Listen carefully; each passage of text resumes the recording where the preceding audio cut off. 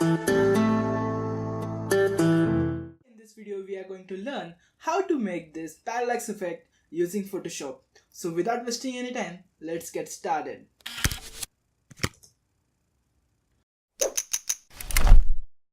So very important thing for this effect, you have to choose an image in which we can distinguish between the foreground and the background.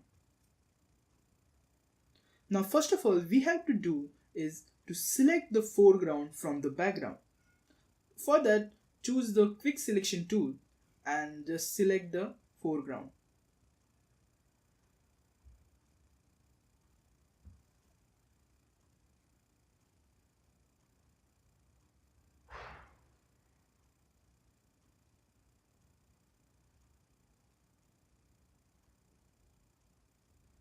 After your selection is done, go to select and mask.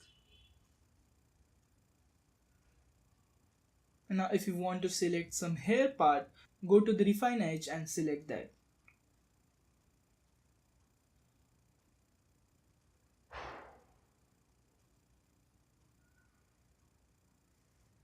After you have done all the selection, put the output to the new layer and hit OK. Now you can see the foreground is separated from the background. Now to select the foreground again, go on the background layer, hold Ctrl and click on the foreground layer. Now you can see the foreground is selected. Now go to select, modify, expand and expand it to 15.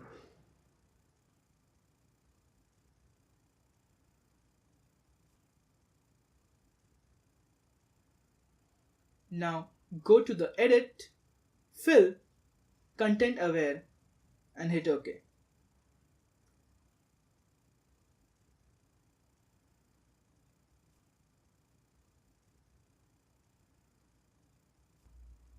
Now Photoshop has done a very good job here, but you can see there are some edges left there. So to remove that, select the spot removal tool and click where you can see the edges.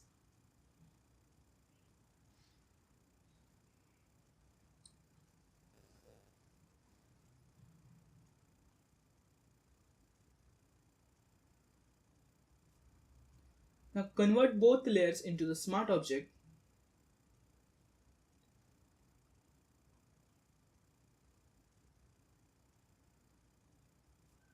Now go to the window and timeline and create a new video timeline.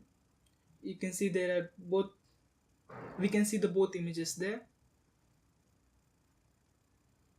Now what we want to image look like?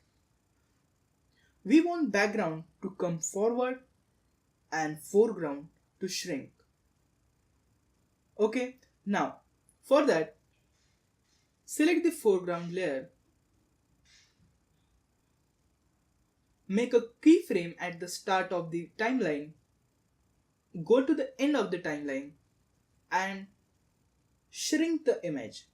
For that, hold the shift and shrink the size.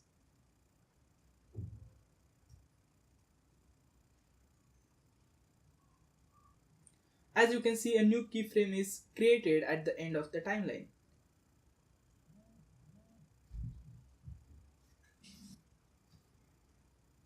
Now for the background image, do the same. Create a keyframe at the start of the timeline. Now go to the end of the timeline and expand the image. Now to expand the background from the center, press and hold Alt and Shift together and then expand. Now it will take some time to render depending on your processor and GPU.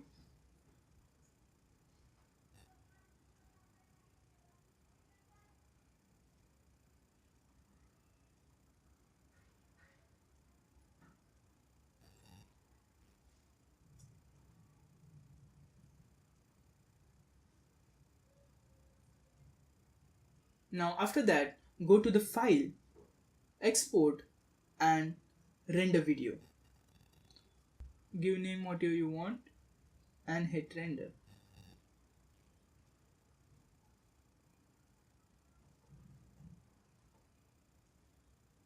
Now again, depending on your processor, it will take some time to export the video.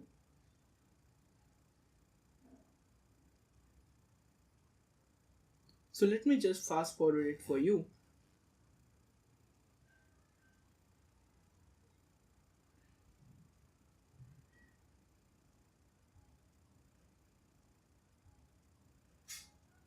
And here's the output we get.